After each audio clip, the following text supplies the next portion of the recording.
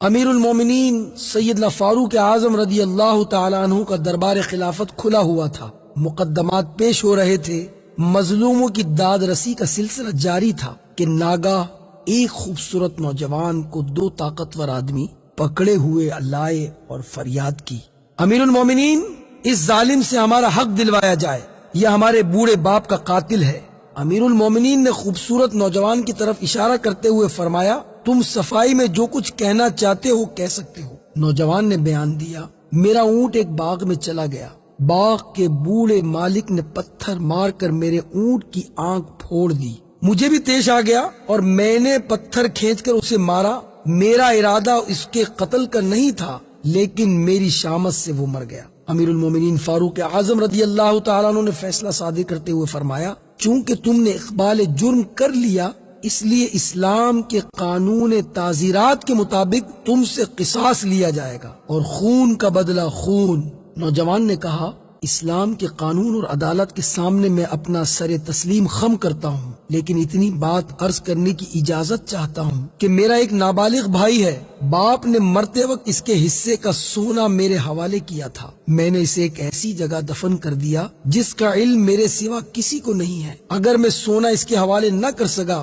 تو قیامت کے دن میں اپنے باپ کو منہ دکھانے کے قابل نہیں رہوں گا، اس لیے مجھے 3 دن کی مہلت دی جائے، میں اپنے فرض سے سبکدوش ہو کر واپس آ جاؤں گا تو مجھ پر قصاص جاری کر دیجیے گا۔ امیر المومنین نے تھوڑی دیر غور کرنے کے بعد فرمایا، عدالت کے سامنے اپنا ضامن پیش کرو۔ نوجوان نے حاضرین مجلس پر ایک امید بھری نگاہ ڈالی، ساری مجلس میں کوئی بھی اس کا شناسہ نہ تھا، مایوس ہو کر بیٹھ گیا۔ اتنے میں ایک صحابی رسول حضرت ابوذر غفاری رضی اللہ تعالیٰ عنہ کھڑے ہوئے اور آواز دی، امیر المومنین میں اس نوجوان کا ضامن ہوتا ہوں، اسے 3 دن کی مہلت پر رہا کر دیا جائے۔ ایک جلیل القدر صحابی کی ضمانت پر نوجوان کو رہا کر دیا گیا۔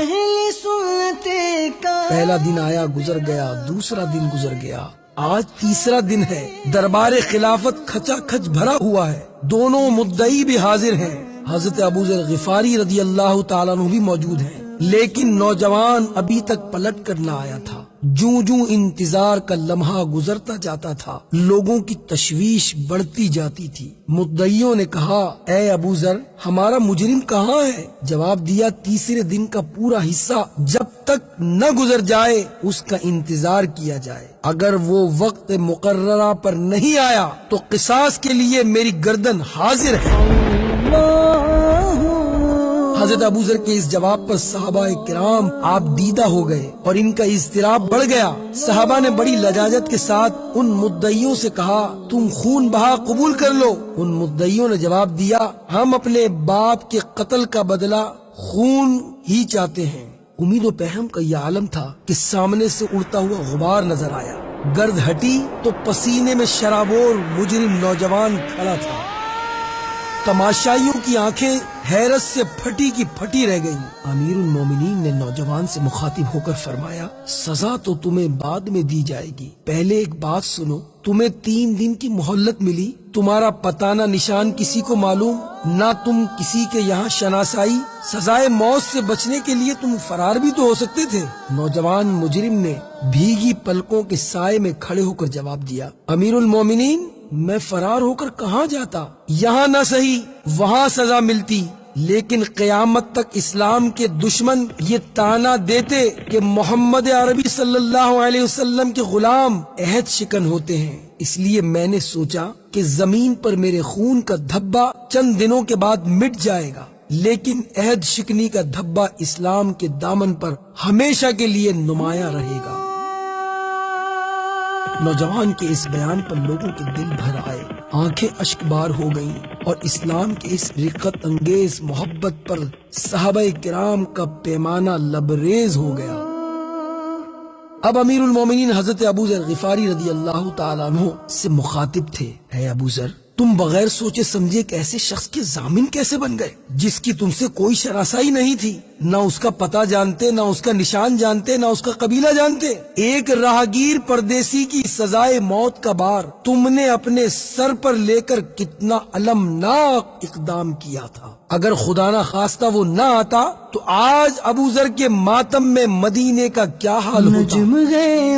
حضرت ابو ذر غفاری رضی اللہ تعالیٰ عنہ بےتاب ہو کر کھڑے ہو گئے.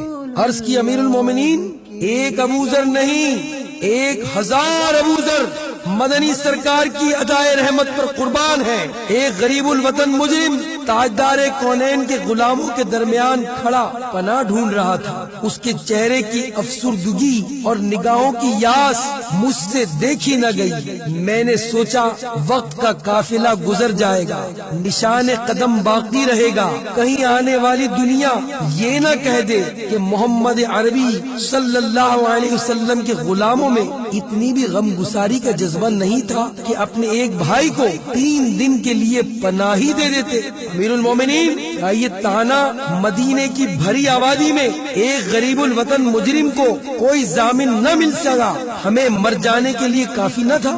ہم ضامن نہ ہوتے جب بھی آج ہماری موت کا دن تھا. حضرت ابو ذر غفاری رضی اللہ تعالیٰ عنہ جواب دے کر جو ہی بیٹھے، وہ دونوں مدعی کھڑے ہو گئے اور کہنے لگے، امیر المومنین ہماری بھی سنیے. تاریخ اسلام کی شارع روشن کرنے میں ہم بھی کسی سے پیچھے نہیں رہنا چاہتے. ہم بھی یہ برداشت نہیں کر سکتے کہ آنے والا مورخ مدنی سرکار علیہ السلام کے غلاموں کو یہ تانا دے کہ ان میں اتنا بھی جذبہ رحم نہیں تھا کہ واپس لوٹ کر آنے والے مجرم کو معافی کر دیتے. یا امیر المومنین، گواہ رہیے کہ ہم اپنے باپ کے خون کا دعویٰ واپس لیتے ہیں اور دل کی اتھا گہرائی سے اپنے بھائی کو معاف کرتے ہیں.